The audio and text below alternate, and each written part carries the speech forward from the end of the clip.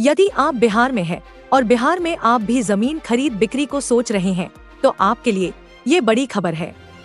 बिहार सरकार ने जमीन खरीद बिक्री को लेकर अब जो नई व्यवस्था लागू की है उस व्यवस्था के बारे में हम आपको विस्तार से बताते हैं।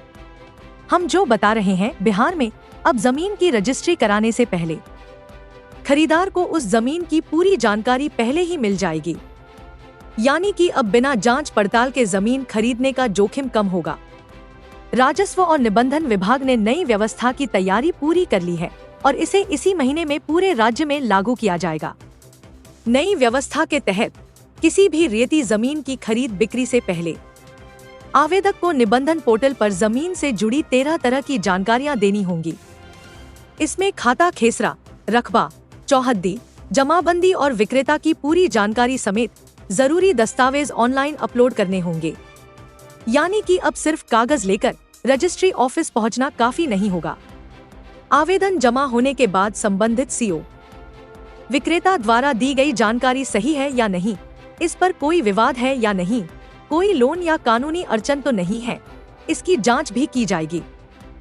सरकार ने इसके लिए 10 दिनों की समय सीमा तय की है और तय समय सीमा के भीतर रिपोर्ट जारी करनी होगी। अगर उस जमीन पर पहले से बैंक लोन, पारिवारिक विवाद, सरकारी रोक या फिर अन्य कानूनी समस्याएं हैं तो उसकी जानकारी पहले ही सामने आ जाएगी। इसमें फर्जीवाड़ा और धोखाधड़ी पर रोक लगेगी।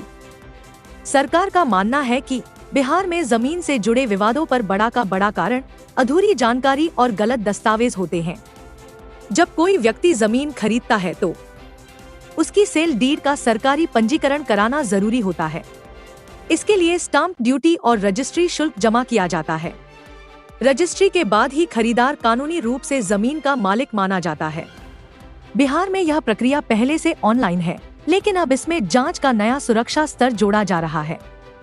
मतलब कि एक सिक्योरिटी लेयर बढ़ाया जा रहा है। सरकार का मानना है कि इससे जमीनी विवाद में कमी आएगी। IBN 7 बिहार से धीरेन्द्र सिंह की रिपोर्ट।